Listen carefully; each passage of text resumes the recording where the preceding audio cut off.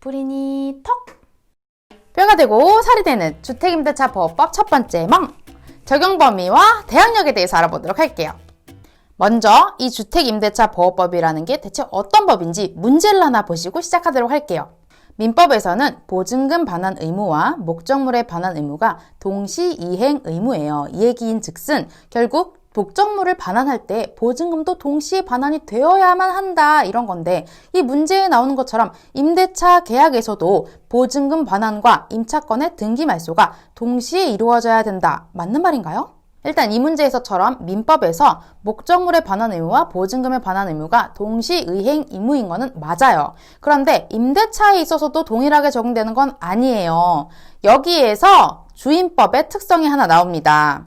주임법, 주택임대차보호법은 기본적으로 민법의 특별법적인 성격을 지니고 있기 때문에 기본적으로는 민법을 따르지만 그래도 특별한 상황에 있어서는 이 주임법의 사항이 우선적으로 적용이 돼요. 그래서 가장 대표적으로 이 주임법에서 얘기하는 게 임차인을 보호하겠다는 거예요. 그래서 이거를 편변적 강행 규정이라고 얘기를 합니다. 쉽게 말해서 임차인 편이라는 법이에요.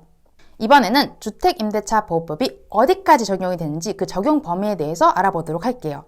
우리 법은 기본적으로 그 적용 범위에 자연인이라고 표기를 하고 있어요. 이 자연인은 사람만 의미하는 게 아니라 주택사업 목적으로 하는 지방공사도 포함을 하고 그리고 중소기업도 포함이 돼요. 이때 주택사업 목적이 필요한 건 지방공사만이고 중소기업은 그러한 목적이 없어도 주임법에 적용을 받는다는 거 기억하시고요. 이때 딱 집어서 중소기업이다 라고 말을 했을 때 어떤 걸 알 수 있죠? 일반 법인은 상관이 없구나, 이 법과 상관이 없구나 알 수 있죠. 여기서 또 뭘 알 수 있죠? 우리 주임법은 약자의 편이에요. 중소기업이 일반 법인보다는 우선적으로 보호가 되고 그리고 임차인이 임대인보다는 우선적으로 보호가 되는 법이죠. 그리고 어떤 건물이 이 주임법의 적용 대상이 되느냐의 문제에 있어서 그 목적을 봐야 돼요. 주거용 건물에 있어서는 전부를 사용하든지 일부를 사용하든지 주임법이 적용이 됩니다. 그런데 비주거용의 경우는 어떻죠? 적용되지 않아요. 판례에서도 종종 이 부분을 얘기를 하고 있는데 비주거용 건물을 일부를 주거용으로 사용하고 있다고 하더라도 이를 주임법의 적용 대상으로 보지 않는다. 이런 얘기를 하고 있죠. 그런데 이때 주거용이냐 비주거용이냐를 판단할 때 있어서 이게 공부상 기준이 아니라는 게 주의하셔야 될 부분이에요. 실제로 사용하고 있는 용도를 봅니다.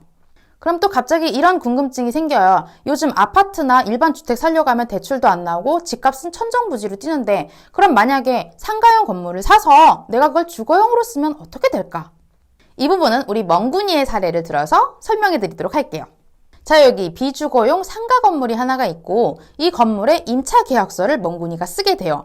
그리고 나서 생각해 보니까 자기 집이 월세가 너무 비싸서 그냥 자기가 임차 계약서를 쓴 이 비주거용 건물에다가 계집을 짓고 좀 증축을 하기로 한 거예요. 이거를 임대인에게 얘기를 했을까요? 얘기 안 하고 자기 혼자 막 그걸 주거를 변경해가지고 쓴 거죠. 이렇게 임대차 계약 이후에 주거용으로 변경을 해서 사용을 하고 있는데 임대인의 승낙을 받지 않았다면 이때에는 주임법의 적용을 받지 않습니다. 유사한 판례를 하나만 더 보도록 할게요. 점포 및 사무실로 사용되고 있는 건물에 대해서 근저당권이 설정이 된 거예요. 그리고 나서 그 건물이 용도 변경이 되었어요.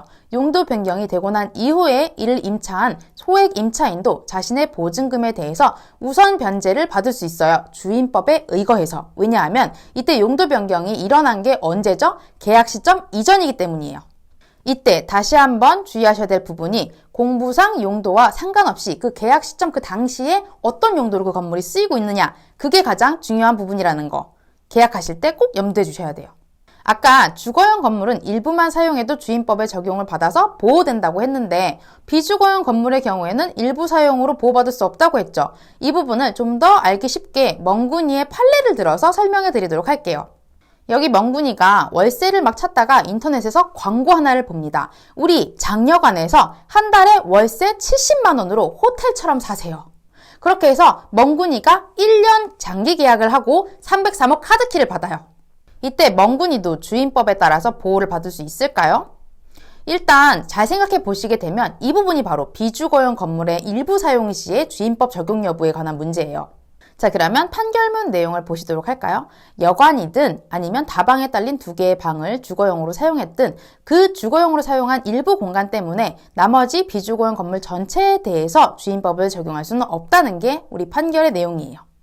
이번에는 주임법의 가장 중요한 부분인 대항력에 대해서 설명을 해보도록 할게요. 우리가 이 주임법이라는 방패를 사용할 수 있으려면 그러면 일단 주택의 인도가 이루어지고 나서 신속하게 전입신고, 주민등록이 이루어져야 되죠. 그리고 다음날 0시가 되면 임차인의 파워, 대항력이 생겨요. 이때 가장 중요한 부분이 주민등록, 전입신고 이 부분이에요. 우리가 동사무소 가서 서류 냈어요 이렇게 했다고 바로 인정돼서 효력이 발생하는 게 아니에요. 이게 바로 행정청인 동사무소에 의해서 수리가 된 시점에 그때 바로 효력이 발생하는 거죠. 또 이 주민등록 부분은 대항력이 발생하는 발생 요건일 뿐만 아니라 계속적으로 대항력이 지속돼야 될 때 필요한 존속 요건이기도 해요. 그래서 일시적이라도 아주 단기간이라도 주민등록을 이전하게 되면 이러한 대항력이 사라지게 됩니다.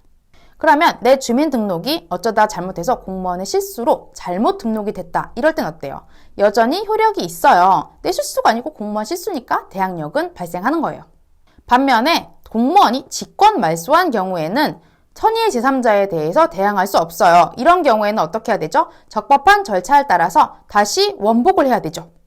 또 마지막으로 이 대항력을 얻기 위해 필요한 주민등록이 꼭 임차인 본인의 주민등록으로 등록이 되지 않아도 돼요. 이 전입신고 부분이 워낙 중요한 부분이기도 하니까 우리는 좀 특이한 사례를 통해서 좀 더 생각해 보도록 할게요. 회사원 멍군이가 열심히 돈을 모아서 집을 산 다음에 입주를 하고 딱 드디어 전입신고를 하고 잘 살고 있었어요. 그러고 있다가 어느 날 갑자기 코로나가 터진 거예요.